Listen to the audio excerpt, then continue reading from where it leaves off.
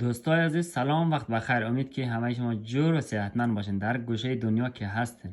عزیزای دل، امروز با چند تا روش خیلی کاربردی و مهم آمدم در خدمت شما عزیزان. عزیزای دل، این روش خیلی مهم است. این را از شما میخوایم حتما یاد بگیرین که به درد شما یک روز حتما میخورن.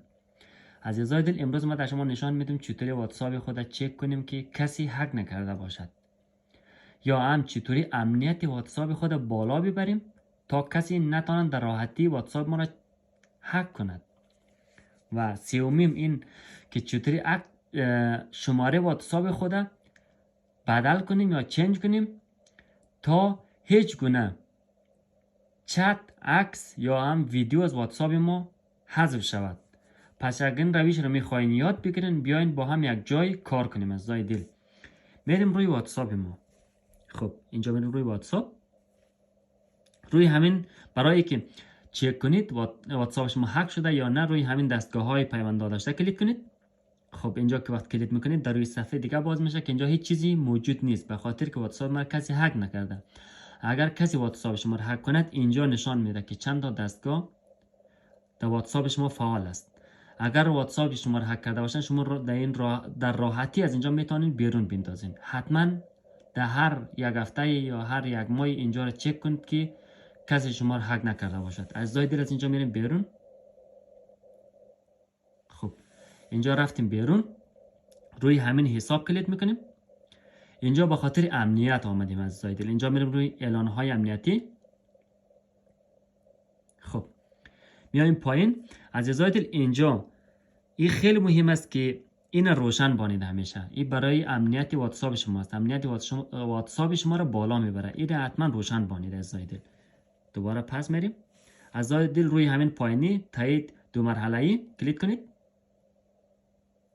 خب اینجا کلیک کردیم، روی اینجا کلیک کنید.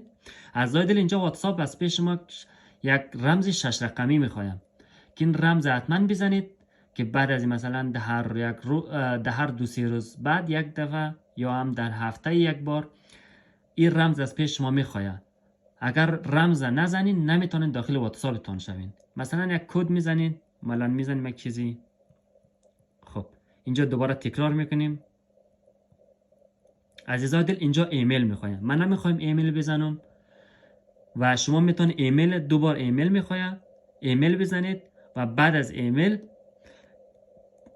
ذخیره میشه. کدام روزی واتساپتون را کدشان فراموش کردین، شما از طریق ایمیل دوباره میتونین واتساپ خود دوباره باز کنید و کدشان را چنج کنید. از زای دل اینش هم از این. میریم از اینجا بیرون.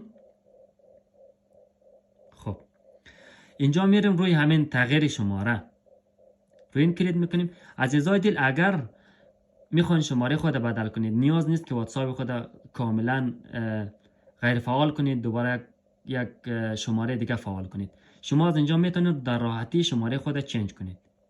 خب اینجا عزیزای دل همین شماره که قدیمی هستن و داخل همین واتساپتون هستن بزنید. اینجا شماره جدید بزنید که شماره جدید فعال میکنید در واتساپ، بدون که کدام شماره عکس، ویدیوی، چتی از شما حذف شود. راحت میتونید از این طریق واتساپ خود شمارهش را بدل کنید یا هم چنج کنید. و این خیلی روش کاربردی است. امیدوار هستم که خوش شما از آن آمده باشه و از حمایت شما سپاسگزارم.